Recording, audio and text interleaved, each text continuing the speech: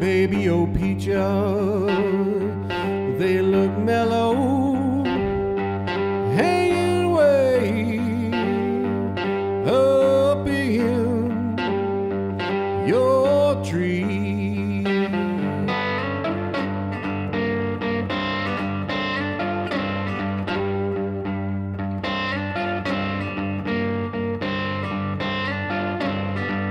Baby, oh peaches,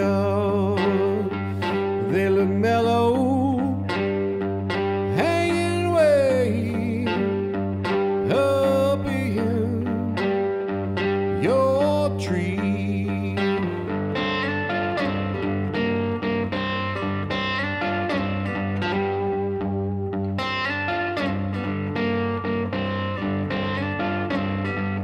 Get 'em on, your mellow peaches, 'cause I know they're so sweet.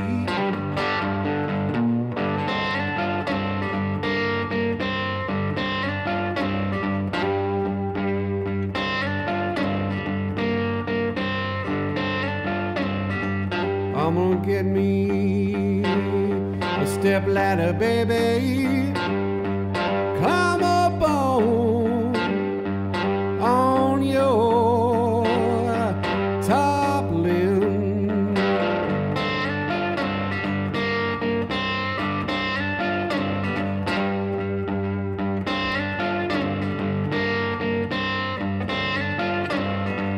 Gonna get me a step ladder, baby. Climb up on your top limb.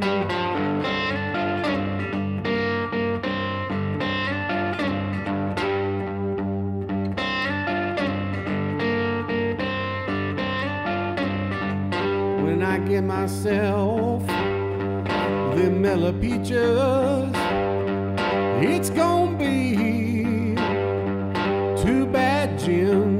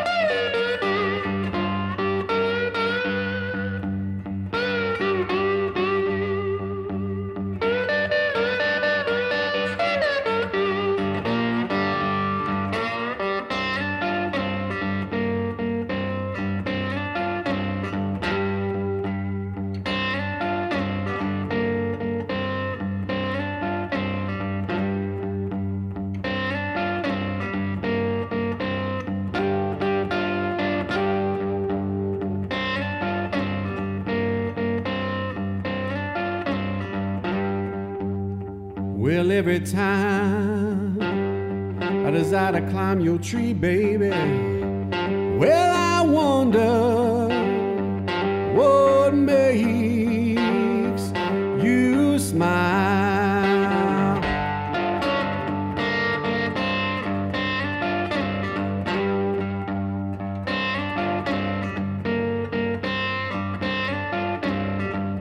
Well, every time I desire to climb your tree, baby, well, I wonder what makes you smile.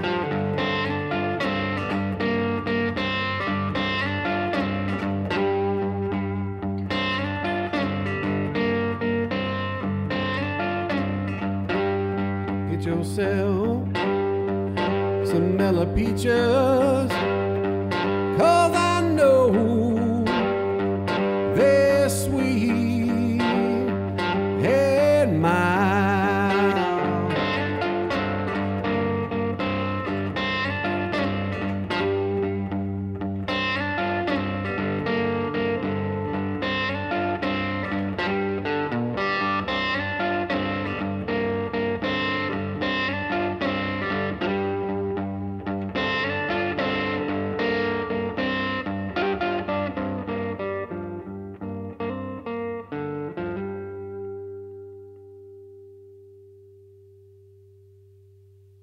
All right, welcome to Northwest Sessions on KZLX and KNWT Channel 8. My name is Alec Hen. Tonight with us, we have Alex Kirt. So yeah, how did you get into music, just in general? How did you end up playing guitar and singing? Well, I've always liked music my whole life, and I started playing the guitar sort of when I was about 6 years old. My parents gave me a guitar, and I tinkered around with it, and I had a guitar teacher that didn't teach me how to play the kind of music that I wanted to play. So I didn't really take it seriously until I was maybe 13 or 14 years old. And then I started to play a lot and joined a band almost immediately. And we were terrible at first, and all of us had just begun playing together. And as time went on, the bands that I was in became better and better. At least people started to come and see us play, so I assumed we were better and better. And then I started to actually get paid for it. And that is what I did for the last, I don't know, up until about 2009. I did that starting in, I don't know, 1990 something. You said there was like some rock in there and stuff. Is it usually like cover stuff, or do you guys in all those bands have you been writing stuff? Well, most of the bands that I've been in, we played a lot of original material. A couple of the bands I've been in, we played almost entirely original material. Like the touring band I was in, the Woodbox Gang, we played almost entirely original music. When we played originals, it went over really well, and when we played covers, it was just no good. We didn't do it very often. And if we did, we completely reworked the songs to where it sounded like we wrote them. That's kind of cool, though. Almost like, I don't want to say like a remix or anything, but more like a different variation of that song. Yeah. That's kind of cool to give it your own flavor. Yeah. Well, you know, if you try to play covers, there's this automatic expectation of people wanting it to sound like the original version. And I don't know. It seems like I don't want to imitate people myself. I mean, I'm influenced by a lot of pretty much anything I've ever heard a little bit, but I don't want to be like somebody else or imitate somebody else. And honestly, I kind of feel like a lot of people in cover bands don't want to either, but they just are expected to almost, you know? So like when you guys, like your bands, different bands, what do you think out of all those groups has been like your favorite show you've played, or like the coolest place you've got to go through that? Well, probably the coolest shows I ever played were in Carbondale, Illinois, where I'm from. Believe it or not. Outside of Carbondale, not many people realize it, but there is a music scene there in this town that's got maybe, I don't know, 24,000 people in it, with a university that's got, I don't know, maybe 12,000 students, maybe 14,000, something like that. The music scene is just crazy there. I mean, there are houses that host concerts. There's most of the bars in town have live music, and there are many. And it's been that way since, I don't know, probably the 60s or 70s at least. Other than your favorite shows, have there been any that were just like train wrecks? Anything that just like everything went awful? Too many to count, honestly. Yeah. Got any stories with that? Well, let's see. There were actually times. There was one time where we were on tour. I can't remember how many weeks we were on tour, but it was at least 4 or 5 weeks that we were on tour. And we had been playing a show every day, sometimes twice a day. And we were really tired. I mean, you'd wake up in the morning, eat something, and just drive all day to the next show. Set up, maybe take a shower, maybe eat again, play, sleep, get up, do the same thing the next day, just over and over and over. So we got to this place this afternoon after all these weeks of traveling. We got to this place, and we pull up, and it was still the afternoon, and we loaded our equipment in. And we noticed that the place was just full of really seedy people that seemed like they were maybe on meth or something. And the owner of the club was just as bad. The bartender was just as bad. And we were loading our equipment in, and this really beat up Camaro pulls up out in front of the venue while we're loading our equipment in. And this guy has a gun laying on his thigh and just starts yelling profanities at us and all kinds of stuff and I was like, don't say anything. Don't say anything. He's just trying to he's trying to provoke us so that he will have a reason to shoot us. Like, this guy's crazy. Don't say anything. Don't say anything. So we just walked into the club thinking, well, maybe we'll be safer in here. And we walked in, and I told the bartender about it. I was like, there's a guy outside with a gun, and he's like trying to provoke us, and call the cops, and this guy was just like, yeah, whatever, and I just couldn't believe this guy's reaction to it, like it was no big deal. So then we started to talk to them a little bit about the show that night and how things were going to go, and it seemed really iffy, and I was afraid that we weren't going to get paid what we were promised. So I just whispered to the guys, hey, load the equipment back in the car. And so we just did, and nobody was paying any attention.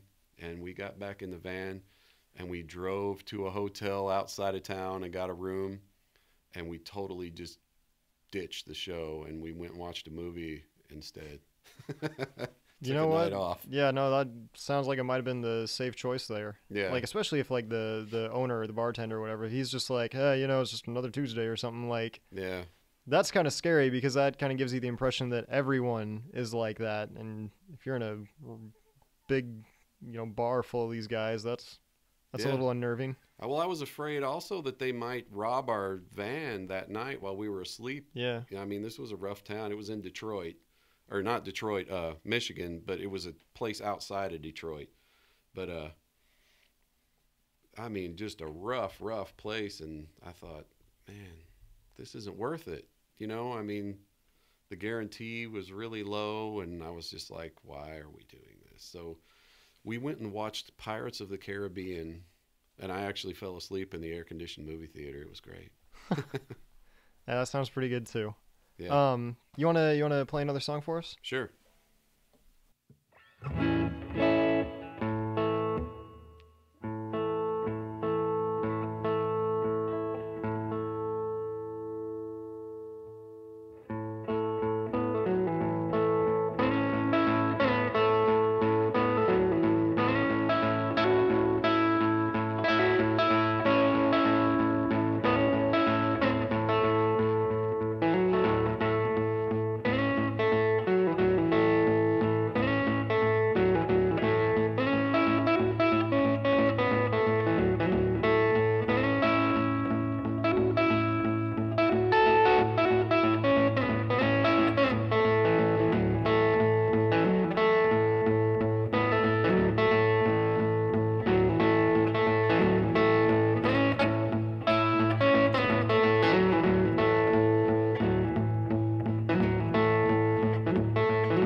I'm gonna pick up some of them empties here. Soon as I know where they lay, I'm gonna time off Johnny and leaving mines on a long hot summer day.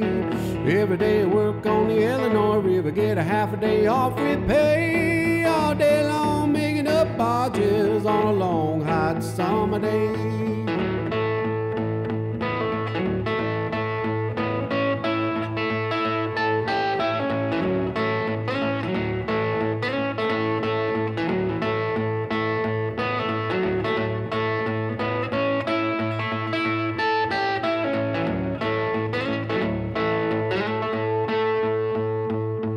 Well, I got me a gal in Pekin, she's a good old gal, okay. Well, I bet she's sitting by a window fan on a long hot summer day.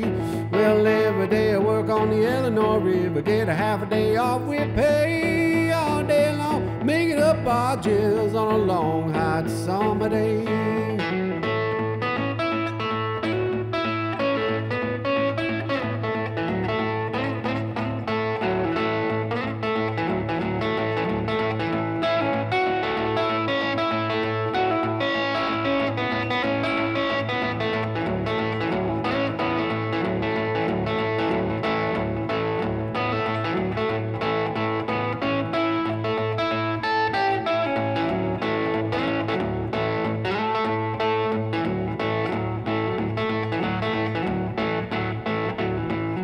Well, last night we had pork for supper. Tonight it'll be chicken consomme and a fruit jar full of iced tea on a long hot summer day. Well, every day I work on the Illinois River, get a half a day off with pay. All day long making up barges on a long hot summer day.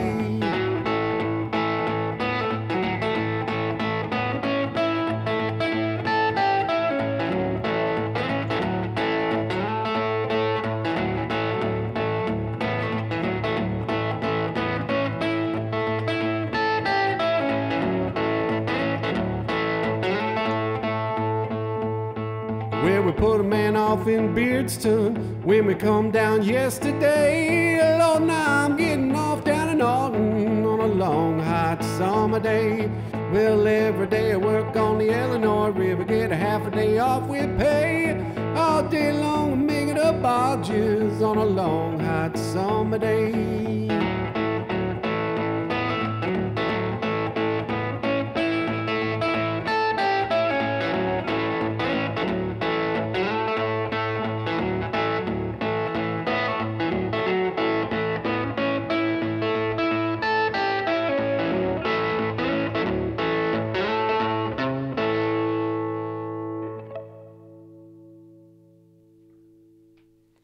Other than like let's see, like some artists and stuff that kind of influences it, like your style and stuff, do you have like anyone in your life that kind of like influenced music on you? When you said you started playing at 6, is that right? That's when I got my first guitar and started taking guitar lessons, yeah, when I was 6 years old. So did you have like a lot of people like in your life that were kind of like influencing that, like when you, or you said you got into it when you were like 13, 14, is that what you said? Yeah, when I was a teenager, I really wanted to start playing in bands and things like that. But I just wanted to because I liked music so much.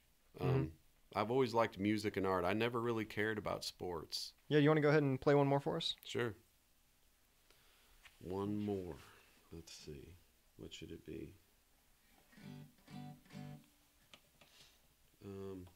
All right, here's one for you. I'll introduce this one. Okay, so in my band that I told you about called the Woodbox Gang, my songwriting partner was this guy named Hugh DeNeal, and his father was named Gary DeNeal. And Gary was the biographer of an infamous Prohibition-era gangster by the name of Charlie Berger. And he lived in Southern Illinois, where I'm from, in the Shawnee Forest. And he was a bootlegger, and he had some brothels, and he was a murderer, killed a lot of people, but he was almost a Robin Hood figure in that region because he fought the cops all the time, the revenuers, and a rival gang called the Shelton Gang, who were also bootleggers. And he fought against the KKK and actually killed one of the KKK's leaders, a guy named S. Glenn Young. So he was kind of a hero to the local people, even though he was a murderous gangster. He was kind of like Robin Hood, you know, he was the beloved outlaw. But Hugh DeNeal's father, Gary DeNeal, wrote Charlie Berger's biography. It's a book called A Night of Another Sort. And in the year 2003, I believe, WSIU in Carbondale funded a documentary film about Charlie Berger, and Gary Daniil was one of the what would you call him? Advisor, I guess, for the film. Sorry for that pause. He was an advisor for the film, and he said that he would do it if they would allow us to write some songs for the film. And they were like, that sounds great. They can write them all. So they can do all the music if they want. And I was just like, really? That's so cool. So we wrote an entire album of songs about the gangster Charlie Berger. And yeah. So this is one that we actually completely reworked. This is one of the only songs that we played on a regular basis that we didn't write the lyrics to. And this is a song that we learned. It was written about Charlie Berger the year that he was hanged in 1928. And a fella named Vernon Dalhart recorded it first, probably in 28 or 29. So it's called The Ballad of Charlie Berger, or The Hanging of Charlie Berger.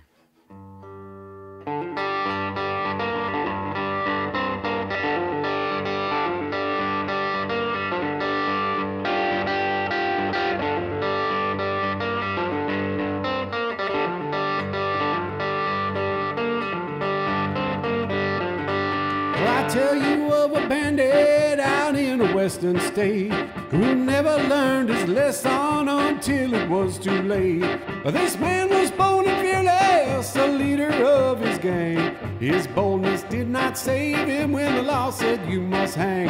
When the law said you must hang. When the law said you must hang. His boldness did not save him when the law said you must hang.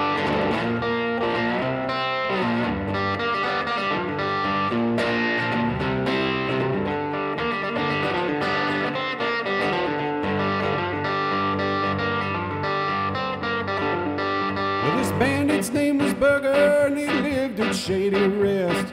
People learned to fear him throughout the Middle West. Way down in Old West City, Joe Adams was shot down. The cry of justice said, these murderers must be found. These murderers must be found. These murderers must be found. The cry of justice said, these murderers must be found.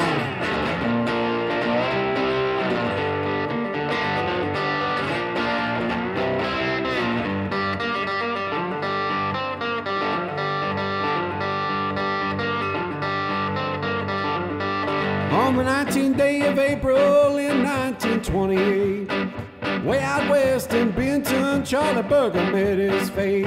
Another life has ended and another chapter done. Another man has gambled in the game it can't be won. In the game it can't be won. In the game it can't be won. Another man